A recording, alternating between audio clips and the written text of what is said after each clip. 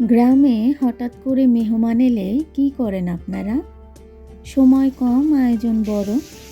আজ আমাদের বাড়িতেও ঠিক এমনই একটা পরিস্থিতি হয়েছিল।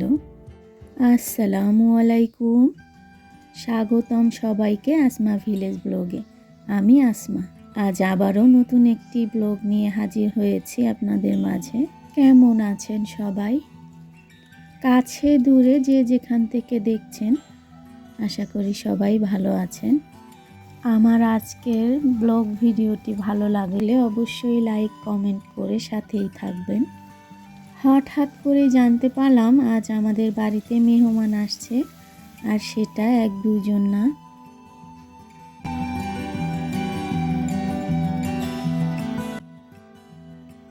মেহমান যেহেতু হঠাৎই এসেছে, তাই হাতে সময় ছিল খুবই কম। কিন্তু গ্রামে তো মেহমান মানেই যত্ন। বাড়িতেই ছিল হাঁস আর মুরগি, তাই জবাই করে রান্না শুরু হয়ে গেল দুপুরের আয়োজন। নাস্তার আইটেম হিসেবে ছিল দুধ সেমাই আর নুডলস। ওদিকে রাইস কুকারে ভাত বসানো, চুলায় নাস্তা আর গ্যাসের চুলায় হাঁসের মাংস, 3টা চুলায় একসাথে রান্না হচ্ছিল। আজকের মেনুতে ছিল মাছ, ডিম, পোলাও, সবজি, মুরগির মাংস আর হাঁসের মাংস। 3টা চুলায় একসাথে সব রান্না হয়, সময় মতোই সব শেষ করতে পেরেছি। একটা কথা আমি বইয়ে পড়েছি আর মুরব্বীদের মুখেও শুনেছি, 10-এর লাঠি 1-এর বোঝা। কথাটা একদম সত্যি। এই আয়োজনটা কিন্তু আমি একা করিনি, আমরা 3 জন মিলে করেছি। আমি সব কেটে ধুয়ে রেডি করেছি। আমার বড় জাল খুব সুন্দর করে রান্না করেছে, আর ছোট জাল বাটাবাটি করে দিয়েছে।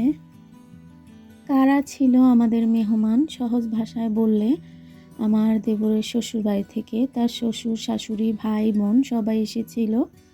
তাদের জন্যই এই ছোট্ট আয়োজন।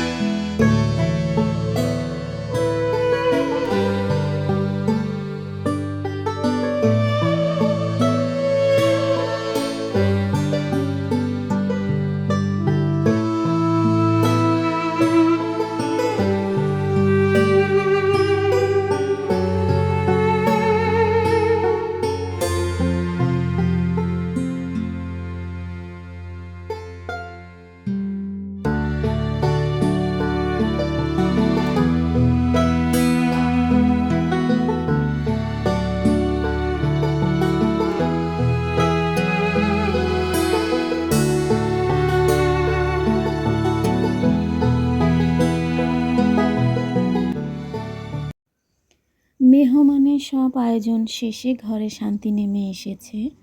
বিকেলের এই সময়টা আমি একটু নিজের জন্য রাখলাম। আজকে গোলাপের পাতা আঁকবো পেন্সিল দিয়ে, সাথে গোলাপ ফুল।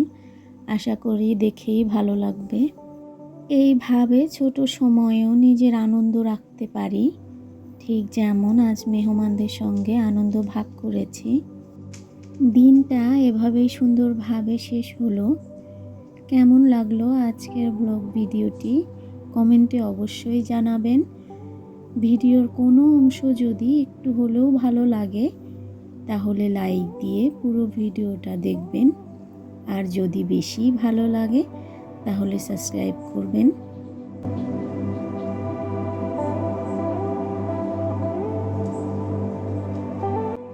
সন্ধ্যার পর মা আর ছেলে দুজন মিলে নাস্তা নিয়ে বসে পড়েছি। ধন্যবাদ সবাইকে, ভালো থাকবেন সবাই। আল্লাহ হাফেজ।